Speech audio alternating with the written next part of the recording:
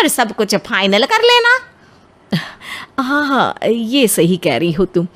Sunday को स्वाति के पापा भी घर पे ही रहेंगे।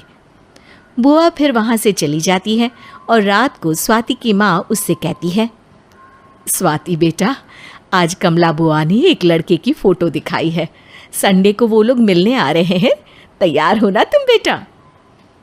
अरे मम्मी, आप कहाँ कमला बुआ के चक्कर में आ जाती हो। अभी इतनी जल्दी कोई शादी वादी नहीं करनी है मुझे। अरे बेटा, अच्छा लड़का है, बुआ जानती है उसे अच्छे से। हाँ स्वाति बेटा, एक बार मिल तो लो, बाद में देखेंगे आगे क्या करना है। वैसे तो कमला रिश्ता लाई है तो मना करने का तो कोई सवाल ही नहीं उठता। संडे की सुबह होती है और कमला बुआ राहुल और उसके मम्मी पापा को लेकर स्वाति के घर आती है।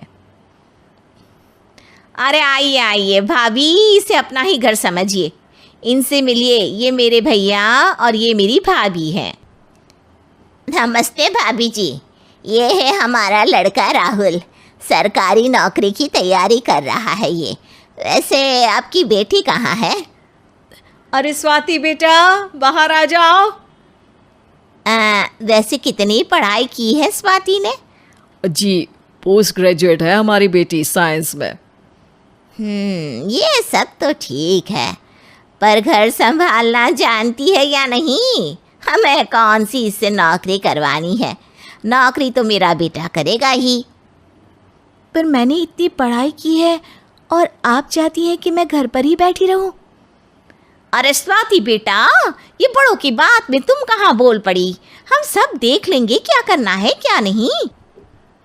हम तो इसी बात में विश्वास करते हैं कि घर के लड़कियां घर में ही रहे तो ज़्यादा अच्छा रहता है।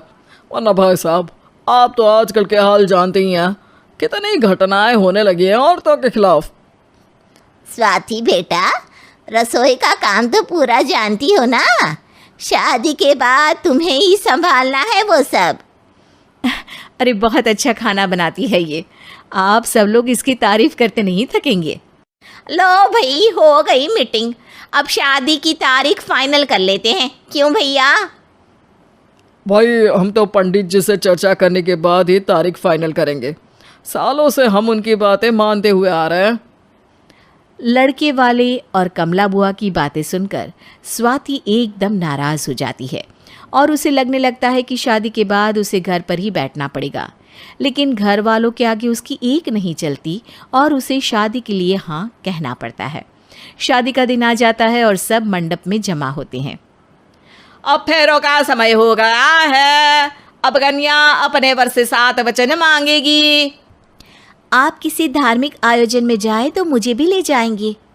आप मेरे माता पिता का भी बराबरी से सम्मान करेंगे, हमेशा मेरा साथ निभाएंगे। आपको दोनों परिवार की जिम्मेदारियां बखूबी निभानी होगी। हर ज़रूरी बात में मेरी भी राय लेंगे। आप सभी गलत आदतों से दूर रहेंगे। आप मेरे अलावा किसी और औरत से कोई गलत संबंध नहीं बांधेंगे।